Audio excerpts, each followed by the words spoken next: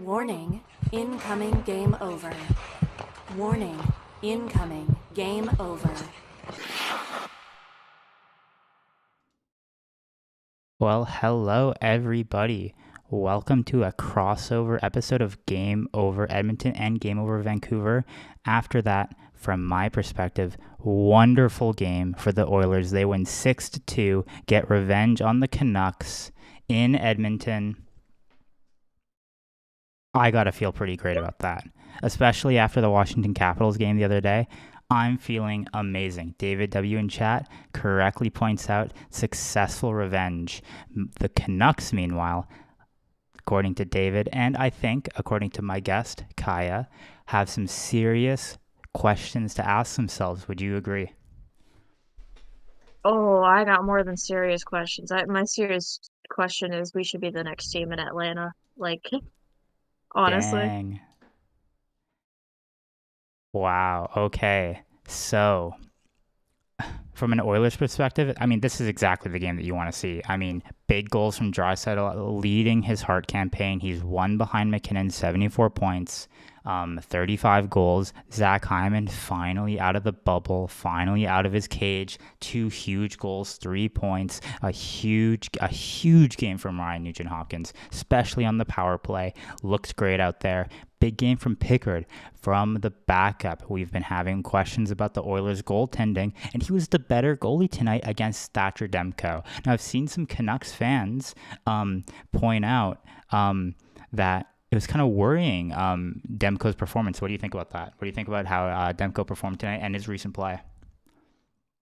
Not good. Even with like the last goal, like I know he went down.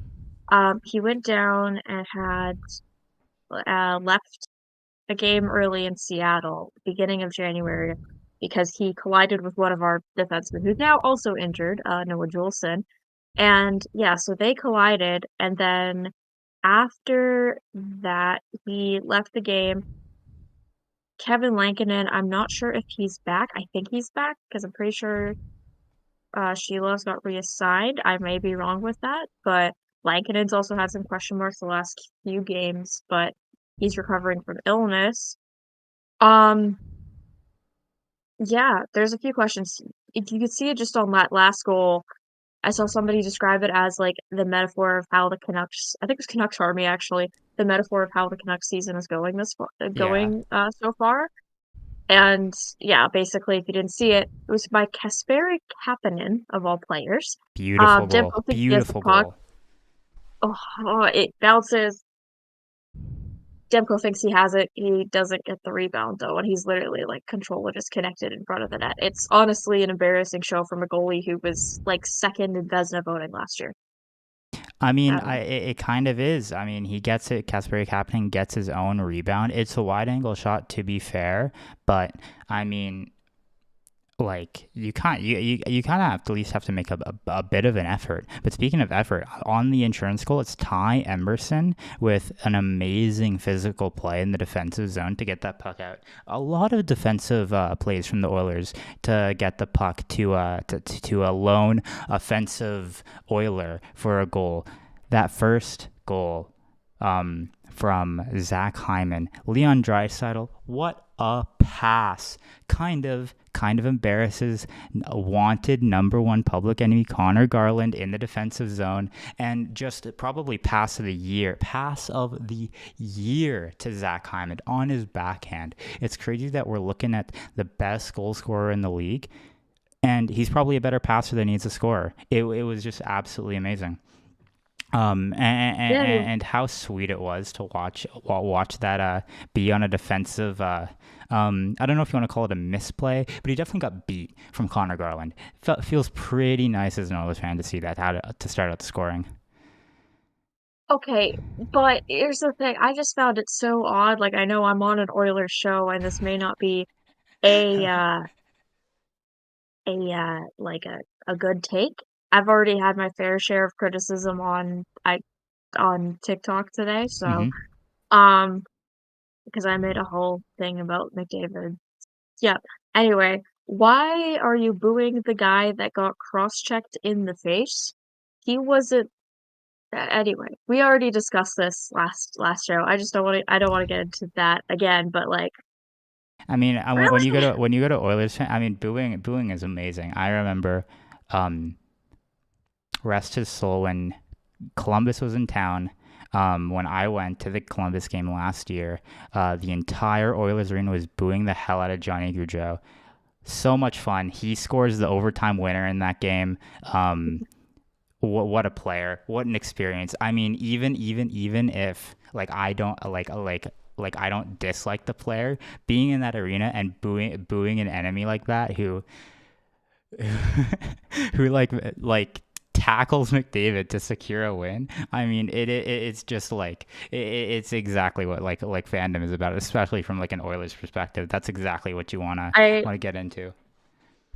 Yeah, I mean that's fair. I mean it's a bit hypocritical of me to say, oh, you shouldn't boo X player for doing this. I've booed soccer players for cheating on their Right, clients. and Yeah, but like I'm sure next time you guys see Corey Perry, you'll boo him for kind of WWE slamming Quinn Hughes. on Little his bit of head. payback. It was kind of wild. It was kind of wild to see. It was It was dirty. very scrappy. Denias, pretty sure it was Denias said Vinny and Picky for the Winnie. Yeah, it was Desharnais. I love the guy. Man, could he not stay out of the box? So many penalties, so many just so many gifts for the Oilers. It was rough. Three. It definitely was rough to be a Canucks fan tonight. I do not envy them at all. Yeah, Booing is part of the three fun, penalties. totally. When they signed him, I immediately was just like, well, we just re-signed Myers. We don't need another defensive liability tall guy who's going to take a lot of penalties. Myers is out and he's stepping into that duty. He takes three.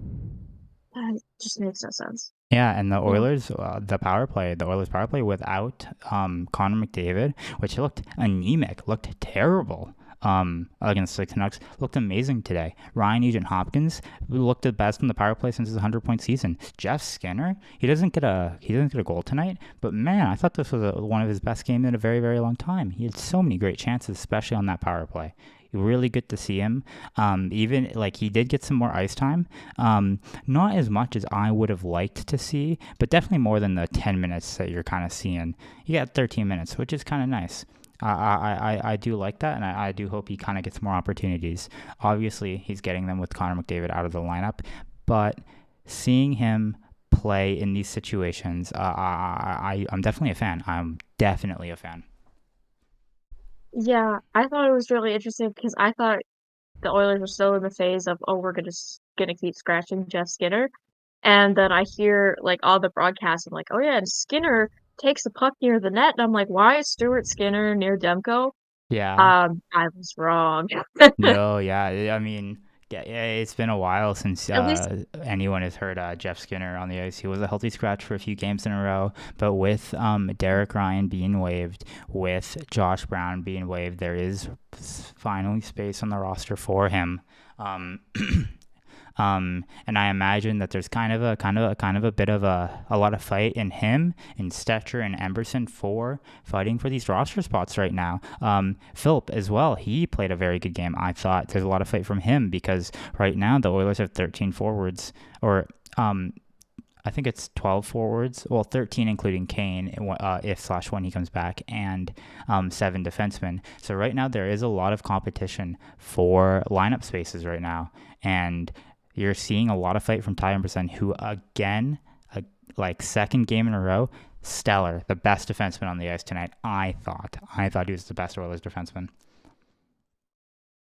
well, yeah. To be honest, it's not like the defense had to do a lot of work That's true. on the other side, so That is true. it's not a high bar, but like kudos. There were a I few times, there were a few good chances.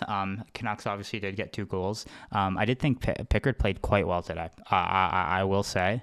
Mhm. Like I know a lot of Oilers fans out there are looking for the Oilers to upgrade on goaltending.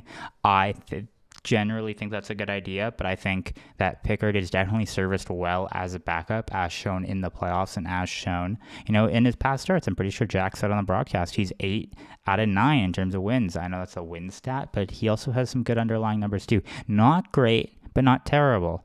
Good enough for a cheap tandem that the Oilers are running, and you kind of have to when you have McDavid, Draisaitl, Darnell Nurse with $9 million. Like, you have to run a cheap tandem when you have these kind of contracts on your roster. You can't have a Thatcher Demko on your roster, right? I mean, do you want one? I mean, that's true. That is true. I have seen both from Oilers and Canucks fans a lot of disappointment in Thatcher Demko's play. Like, I am one person who does not like to blame the goalie on goals, for losses, anything. I'm a big goalie defender. There are some goalies that are, on my naughty list, but a lot of goalies I will defend with my life.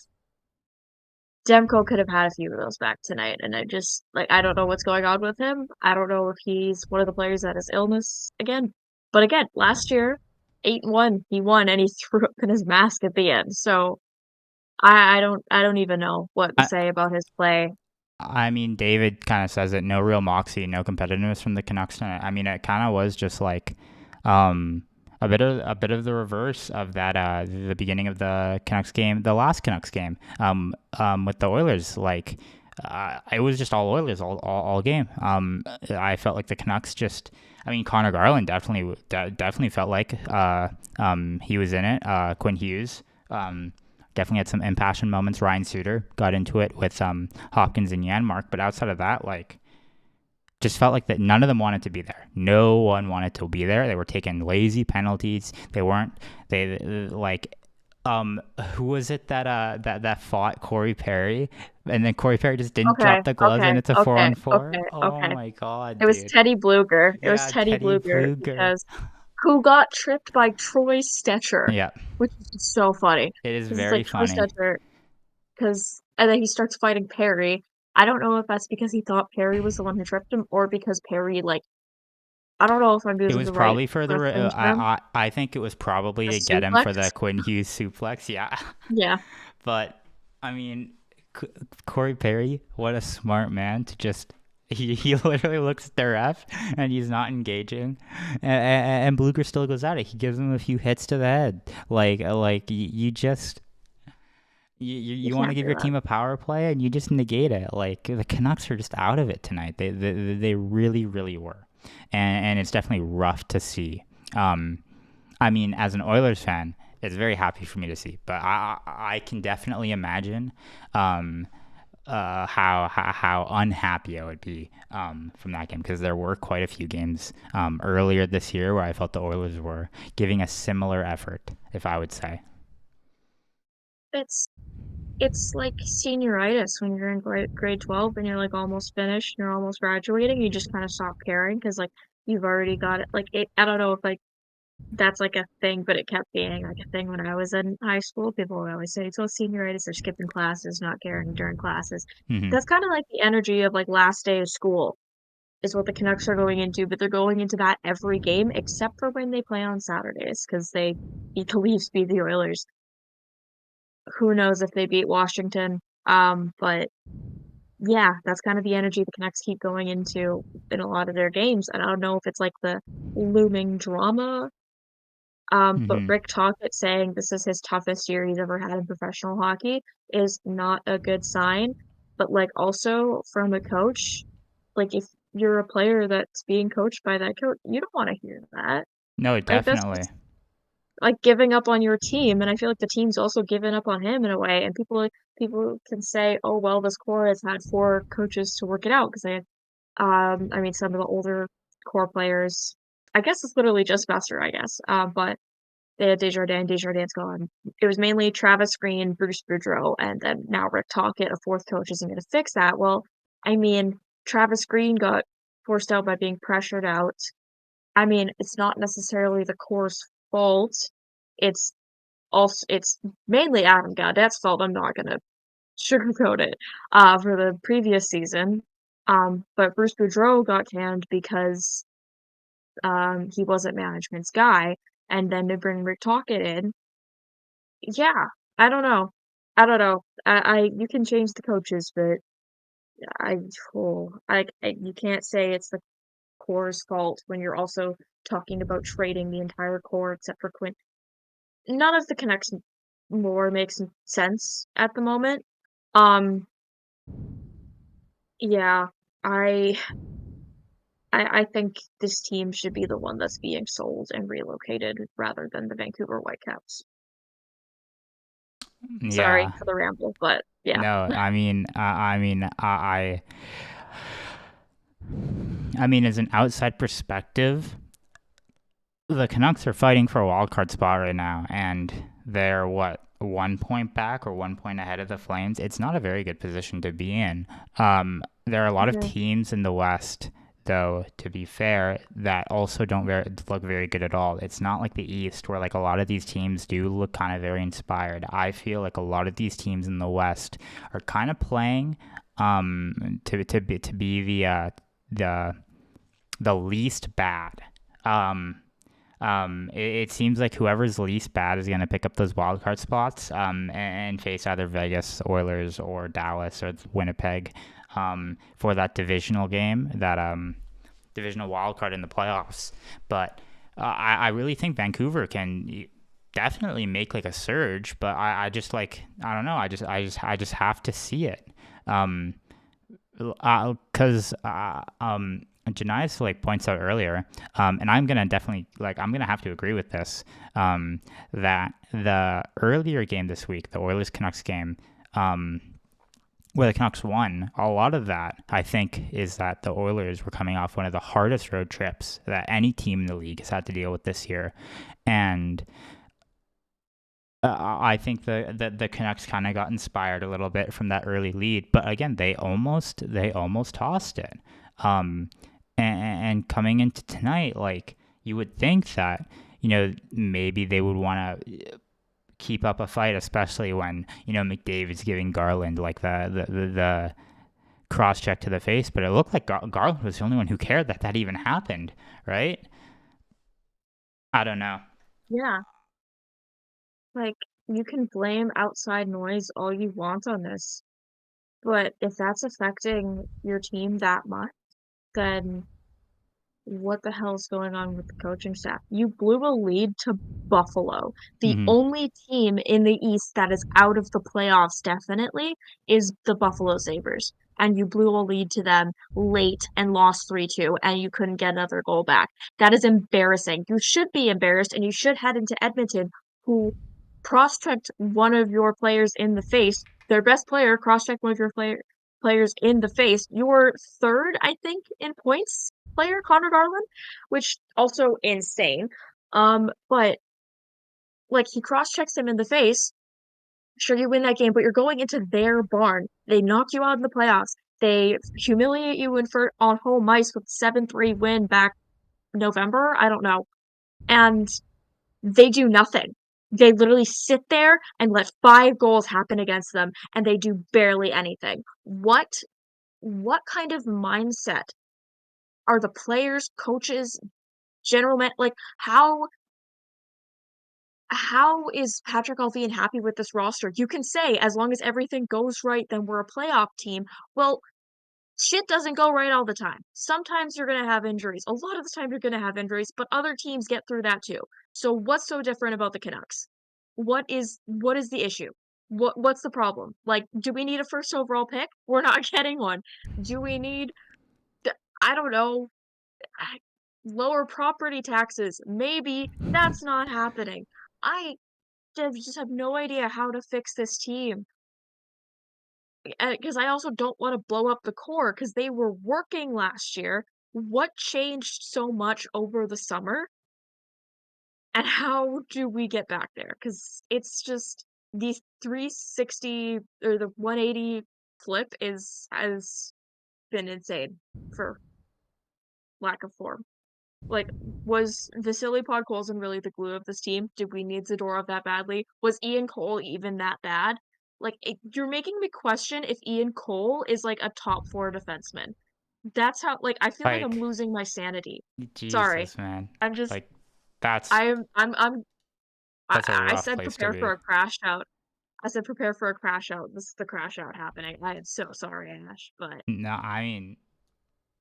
like, you should have seen me after the Washington game the other day. I was very, very unhappy with an Oilers team that on paper played very well. Um, nachos. yeah, Sorry. Nacho's right. Avery, fresh out of the Oilers room, vibes were high. I bet. I bet the vibes were Avery, shut just up. amazing in there. Now, I want to get into our second period. I want to talk a little bit more about the game. Gonna give a bit of a read for Hyperdrive Hockey. Shift into Hyperdrive and get ready to have some fun with your new source for all the biggest stories in hockey, bringing a unique style of broadcasting and commentary with a Quebecois flavor. Hyperdrive Hockey combines top-tier hockey analysis, big stories, pop culture, and a damn fun atmosphere that will drive debate, make you think, and more. Join Max Van Hout, Daphne Malbouf, and Kevin Larme every Monday and Thursday for your fill on the hockey world. Watch on YouTube or on the Game Over Network, or subscribe to the podcast on Apple, Spotify, or Amazon. Head to our website, thegameovernetwork.com, for more. Alrighty. So into the actual meat and potatoes of this game. Like, if you're an Oilers fan, there were two things you were unhappy with tonight. There were two things. One of them, I think Bouchard had a pretty whatever game. I didn't think he played all that well. I think he had a good power play, but I think him and I think a bit of Ekholm too, been a kind of a worrying trend recently that they kind of just they aren't caring as much as you'd want them to. Yes, it's January. Yes, it's that middle of the season slog, but like this has been an issue with Bouchard, and I love him. I defend him more than pretty much anybody out there, but there were a few good chances from the Canucks early where both Bouchard and Ekholm missed their man in front of the net. Besser almost had a really nice goal in the first. Very, very close to making this game 1-1. And if it wasn't for the puck just being a little too far off his stick. So that is a concern. So I keep a pin in that, though I'm sure most Oilers fans are very, very aware of Evan Bouchard, even if it's not in all the positive ways. And the other negative is I just don't think Matthias Janmark is kind of has a place on this team right now, especially not on the second line. Like I just don't know why this team loves him over Jeff Skinner. I don't get it. I don't get it, man. Like, I really don't. He has to know something. He has to. Like, he literally has to know it's something. I think it's that coaches love penalty killers. They love penalty killers. They will give any break in the world if you're a forward who kills penalties. Because I think Janmark also had some misses. He was also a miss on that Besser chance, and there were a few other chances where Janmark lost a man in front, and Pickard had to make a big save. Those are my two concerns. Other than that, oh my god, you had great games from everyone you wanted to, anyone you wanted to pick up from a slump. Hyman, oh my god, 2 goals, beautiful. Henrique, oh my god, it was like the most perfect wraparound I've ever seen. Do you even think Demko had a chance on that? That was just beautiful, right? Yeah, I will say that was a pretty cool. Yeah. That was a pretty cool goal. I mean, Demko was not helped out, because Oh, definitely Carson not. Suzuki and Philip Hronek are absolute pylons. Like you basically, instead of taking an extra pylon from Stanley Park like the rest of Vancouver does, the Canucks paid 7 million for theirs in Philip Hronek. So They paid. that's my take on that. Dude, Oh, I don't know if it's 7 million. I think I'm exaggerating, but he got a 7-year contract, maybe 6 mil. He got a 7-year contract because Quinn Hughes padded his stats for a year. There's That's why. no way. That's the only reason why. Oh Yeah, no. it's horrible. It's horrible. You think at least it's not Darnell Nurse's contract, but still.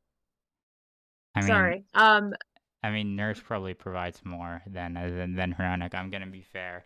If Nurse Oh was yeah, paid no, six probably. million, if Nurse was paid 6 million, literally nobody Oh would no, care. no, never mind. It's 7.25 mil for the next 7 years. I remember making a joke when they made No, that signing. I I thought he was going to get traded at the draft, and I was so ready for it because I thought he didn't have a great year, and then they re-signed him a few days before the draft, and I'm just, or maybe just after the, I don't remember. Time isn't real.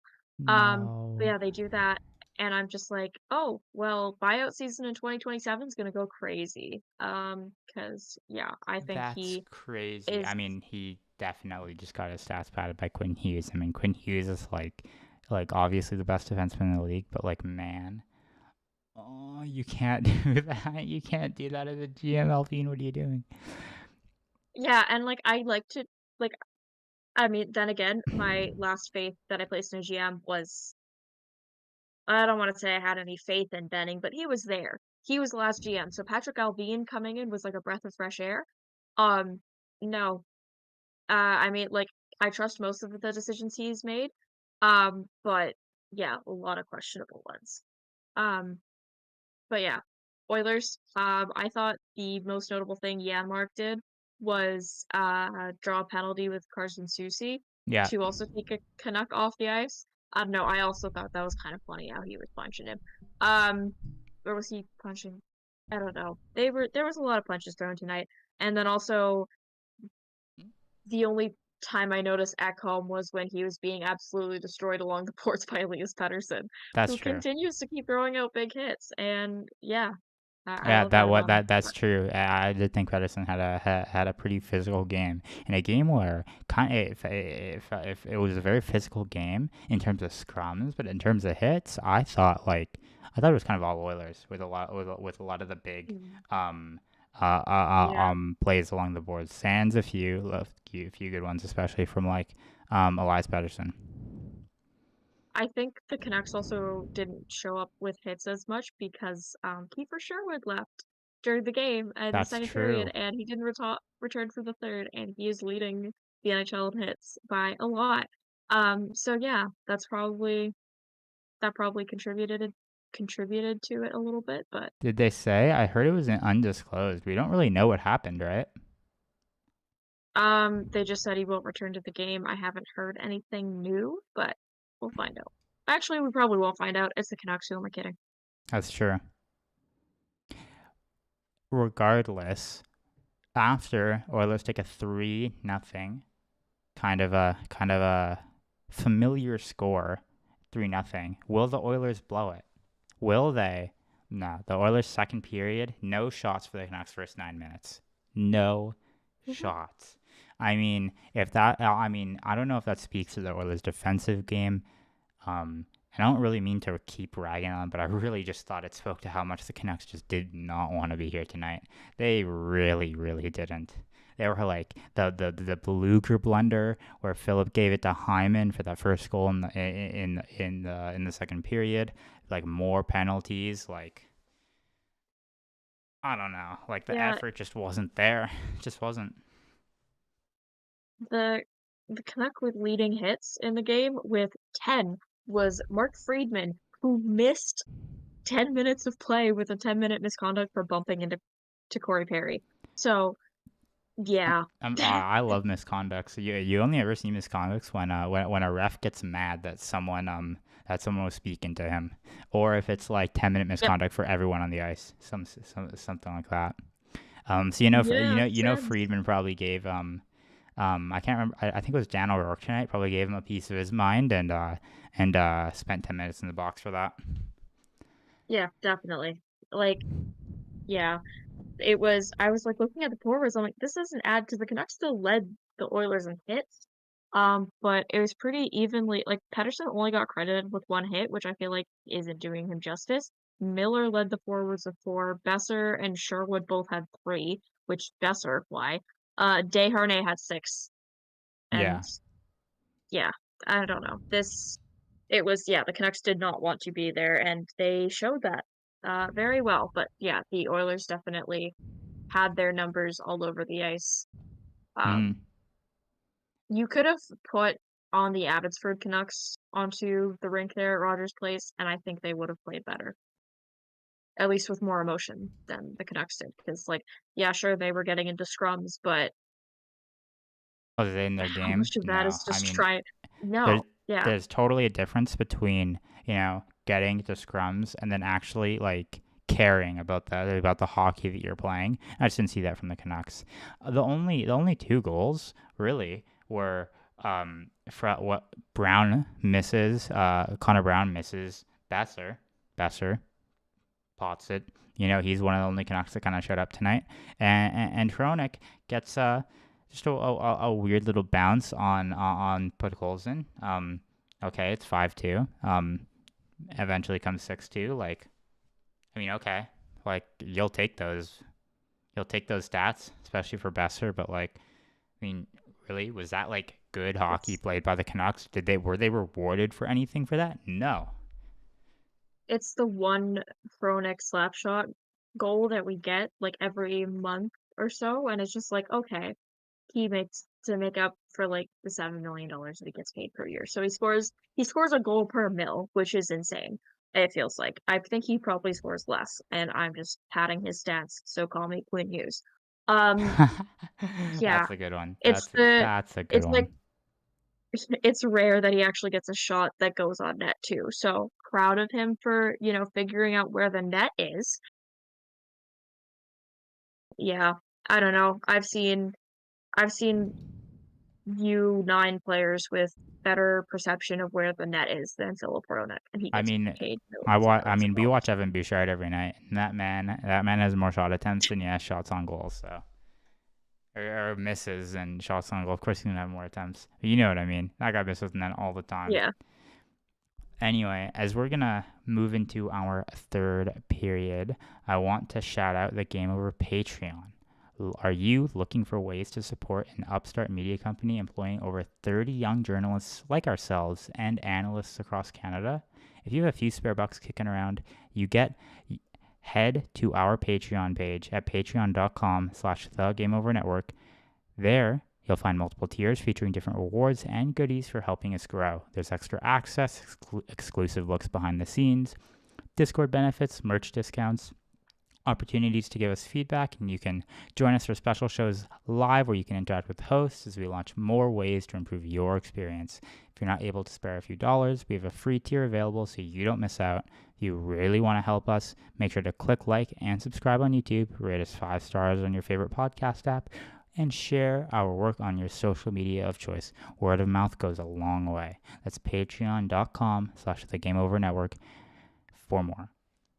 Alrighty. So for the Oilers, they've got one more game without McDavid.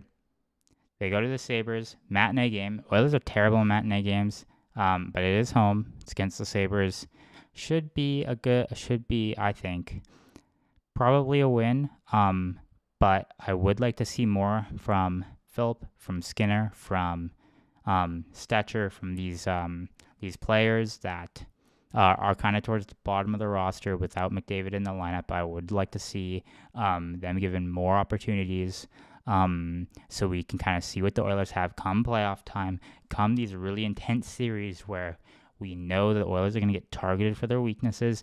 Lord knows how much our defensive pairings and Nurse CC or our mismatched forward lines get targeted in playoff series. This is really where Chris Knoblauch should be experimenting, should be knowing exactly what he has going into the trade deadline, going into the playoffs. Where do the Canucks go from here? Hell.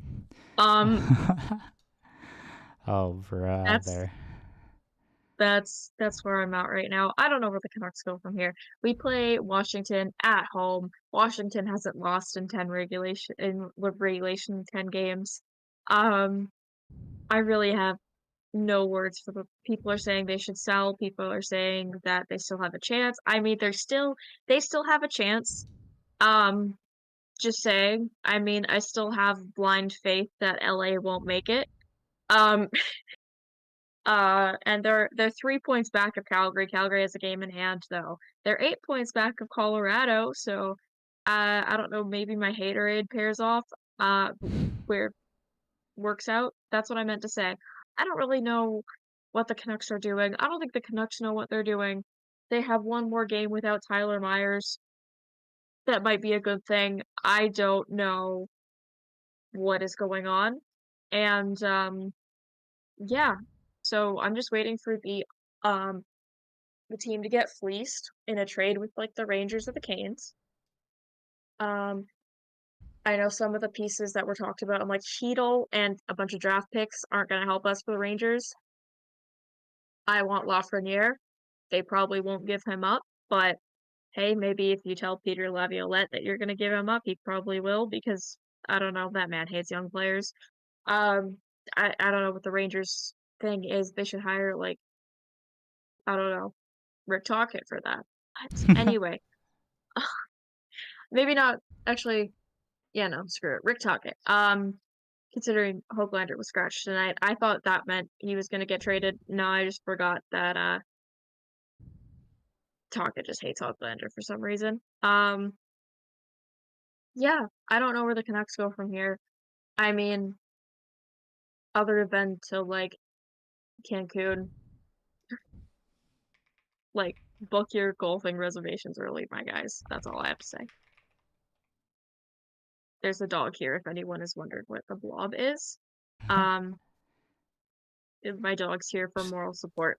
So I've got a question. So outside of any big move with Miller, Patterson, anything like that, what do you think the Canucks should be doing this year? Should they be trying to lock in for the playoffs? Should they be, calling it broke, like selling assets, like where do you want the team to go? I mean, I want the team to go to the playoffs. I think that this year especially is really wide open. With like who can get in, and it's not like they're completely out of the picture. Like, sure, they're 3 points back of wild card two, but they're 7 points back of the Kings, who I feel like can be unreliable at times. That's just me. I think they need to get it together and at least win. I think their longest winning streak is 4 in a row, maybe 5, but that's pushing it. Need to string some wins together and not just have one every weekend. Like it's not a custody arrangement, it's professional hockey. You need to figure out how to win hockey games, or you need to get really good at losing. And even with that, like I'm not convinced that they're going to be just because of the point of the season. I don't know if they have it. They're like not skilled enough to tank essentially to get a higher draft pick. Like I don't know if that's in the cards for them either.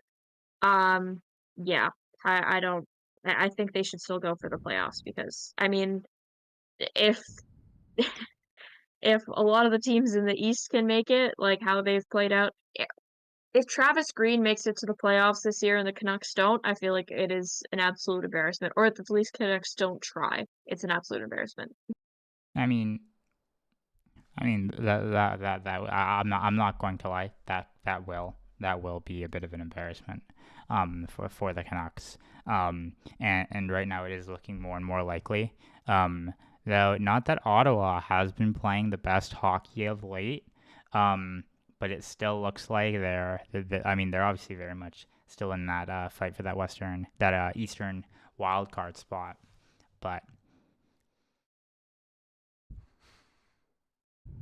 Yeah, I don't know. As a Canucks and Rangers fan, this year has not been fun. no, I cannot imagine it has been. As an Oilers fan, it's been pretty great. Um, our slow start wasn't as bad Yeah, as usual, and we're 1 point out of the division lead. Oilers never win the division. We're literally always second. Like quite literally, we are always second in the division. It's either Anaheim or it's Calgary or it's Vegas or it's some other whatever. That's like you're gonna have to face the LA Kings in the first round, which God, do I not want that to happen? That would be It would terrible. be so funny if it did again, though. No, it won't. Every No. every year the series just gets shorter, so this year you sweep them. Oh, they're gonna sweep, but Mikey Anderson is gonna kill Leon Draisaitl, and it's gonna and it's just gonna be Oh yeah. awful. It's exactly why I don't want to face I him in mean, the. it would be really funny though if you guys got it for a fourth year in a row. Because I love that series I mean, because I'd it's love to just sweep them. absolute I'd like love to sweep them, you but you always know Edmonton's gonna win yeah, no, is like exactly. the funny thing. So that's why I'm secretly gunning for LA to get knocked off because like I think that would just be or knocked into a wild card spot to face the Oilers. I just think that would be really funny. That would be But that that's would just for be personal that game. would be very funny. But that is not something I would like to see. I would not like to see this Oilers team once again be injured going into these deep playoff runs. It's something the Oilers were a little bit lucky going into the last year's playoff run. That they didn't have any major injuries going into the playoffs. Even though, yeah, the once come playoff time, Draisaitl did sustain some pretty big injuries that kind of hampered his ability in the finals. And that is a concern of mine going forward, I think, for the Oilers. I don't want to see Leon Draisaitl getting double shifted every night. I don't want to see Connor McDavid and Evan Bouchard and Ekholm playing 25 minutes every night just to get regular season wins, because I want to see these guys play all these minutes in a playoff like series. I don't want to burn them out in game 50. Like, that's kind of why I'm happy that we're seeing Pickard get all these more starts. I think one of the problems in the year that we lost to Vegas was that Stuart Skinner was getting all these starts. We could not rely on our backup, and he was just burnt out. Like, you can't do that to like a young goaltender. And yeah, like Connor McDavid and Draisaitl, they're 28, right, 29. It's not They're like still human. right. You just don't want to like overwork them that much. You want to see them have that gas to go for long series, for hard series, especially when it looks like our playoff series are going to be against people like the Kings, the Flames, the Canucks, the Golden Knights, an Avalanche series. These are going to be hard I'm series, hard I series for the Oilers. I mean the Kings. No, I think my brand at this point is discounting the Kings. Um, no, I like how you said that we shouldn't be playing Connor McDavid 25 minutes a night, which oh hi Harrison. Um, which is really funny because technically he hasn't been doing that because I think something else happened to him. I But wonder where no, he yeah, went. I wonder that's what I happened. I wonder wonder, what's going on. wonder. Yeah. Yeah, no, uh, jokes aside, that is a serious issue when it comes to these like players that your team relies on. Like that's what happened with Quinn Hughes on the Canucks. Like he has a his hand is basically like he has some contraption on his hand. I don't know, he turned into Tony Stark or something. And or he's just channeling his inner Peter Parker and that's his Spider-Man web shooter thing. I don't know, but he has something on his hand now. He missed a few games before. We can't afford to lose him. The Canucks without him are absolutely abysmal. I think they've won one game where he wasn't playing, and that was against the Senators. And this is like Senators a few months back. So it's not even like the Senators that The are good Senators. yeah. Um yeah. Like Quinn Hughes is the lifeblood of this team. You can't keep playing him over and over and over again. Um yeah, that was part of the issue. And I also see the Stuart Skinner, like, you burn out a goalie. I think that's what happened with Demko. He played so much in the 21-22 season. 22-23, he's injured. 23-24, he does play quite a bit. Like Casey DeSmith, who was our backup last year, played a little bit, but still Demko was obviously the starter. He goes down late in the season and then misses most of the playoffs, except for one game. And that we have to turn to Artur Shelovs, who is like 20. I mean, he's a little older than that, but still, he's like a toddler in goalie years. And yeah, it's not fun when you have to do that. I don't know who the Oilers' third stringer is, but get prepared to learn Edmontonese, buddy. If Uh, this keeps it up, it for is Skinner. it is well, the good thing is that it's not Jack keeping Campbell? up. No, oh no, Jack Campbell got is odd player assistance out of Detroit. Um, Right, right. No, it is, I mean, Calvin Picker has been getting the starts. He has been playing quite Mhm. a lot more recently. That's not a concern the Oilers has. But the Oilers' third string is Olivier Rodrigue in Bakersfield. He is very good, and I would like to see the Oilers call him up Oh, and yeah. get him some games, just to kind of see. I think he's quite good.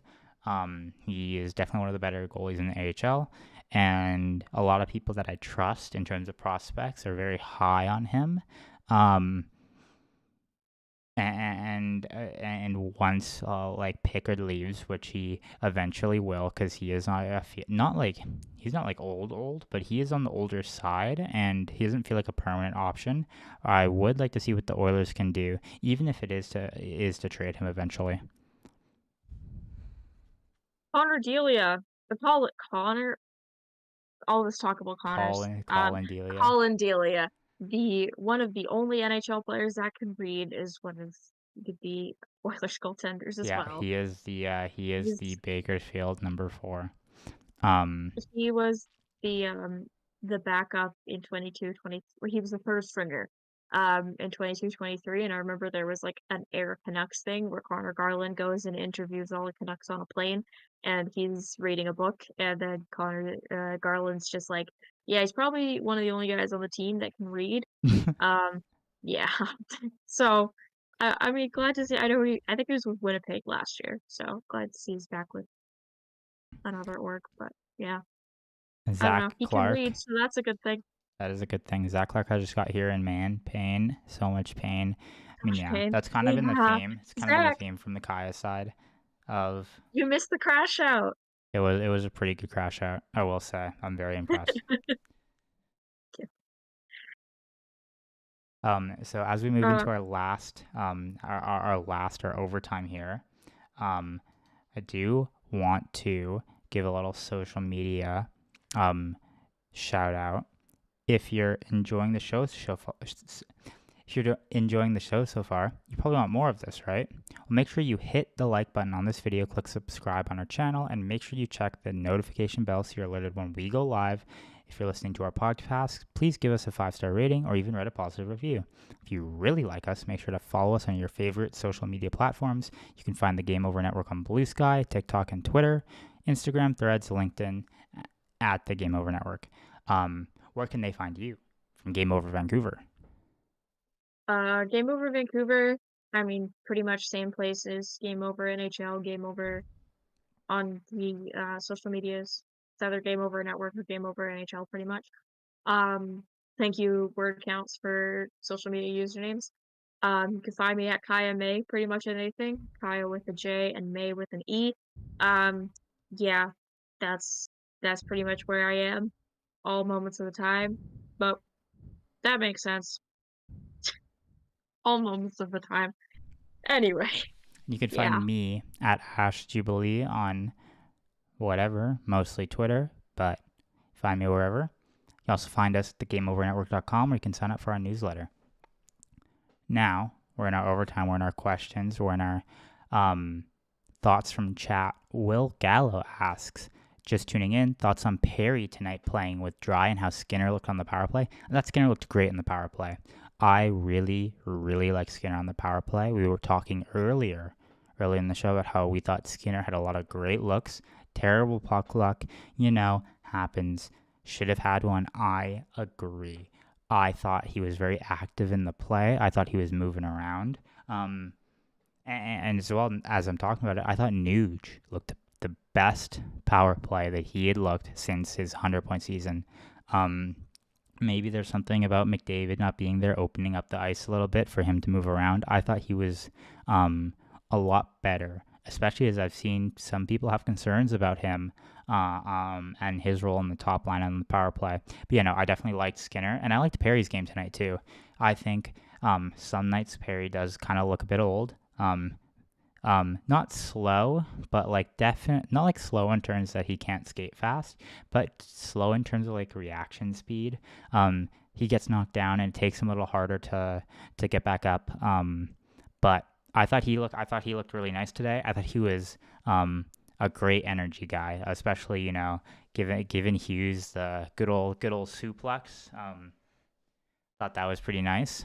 I'm definitely a fan. I don't know about Kaya. They don't look like they're a Okay. fan, but no, I'm just gonna agree, and I hope that on Saturday against Buffalo, that Skinner gets a better shot. Hopefully on the second line. I think Skinner should be getting more opportunities because I think he has been playing very well recently. I mean, I'll just have my 2 cents. I'm big on Jeff Skinner. I've been big on Jeff Skinner for many years. I wish the Canucks had gotten him. And you know what? As long as he's happy, I'm good with that. He did have some great looks tonight. I also thought Barnaby legend, I believe, Ryan Nugent-Hopkins looked good tonight. I won't agree on that last player, but that's just because I worry for my captain's vertebrae. That's true. That is true. Um, is Nuge really from Burnaby? That's crazy. I think so. I know Barzell's from Burnaby. Or no, he's from Coquitlam. There's I'm He is 99% from Burnaby. sure. Wow, Ryan that's crazy. Hopkins. That's yeah. Damn. Um, Burnaby of all places. if we, I'll let a few more moments pass for anyone else. Anyone has any questions or comments, but other than that, I think that's been a pretty successful show after a pretty successful game if you're an Oilers fan, which is true because you're here on Game Over Edmonton. So of course you're an Oilers fan. Thank you so much for coming on the show. Kaya, I'm obviously I was on Game Over Vancouver for the last game, and that was a very fun show after a very fun game. And I'm happy we got this sequel. The sequel makes me very happy. Okay, I will say I like doing the show. I like having this conversation on Game Over Edmonton. I thought this game was less fun, but maybe that's just me. But yeah, no, it was great. I wish the Canucks knew how to play the sport they get paid to play. But yeah, I don't know what else to say. This team, the Oilers, you know what? Good for them, I guess. I'll Yeah. take it. Thanks so much for joining me, and thanks so much for everyone who was interacting in chat for sticking around. I will see you on Saturday for the Buffalo game, 2 p.m. start time for the game. I'll be live 4:45. See y'all there. Have a good night, everybody.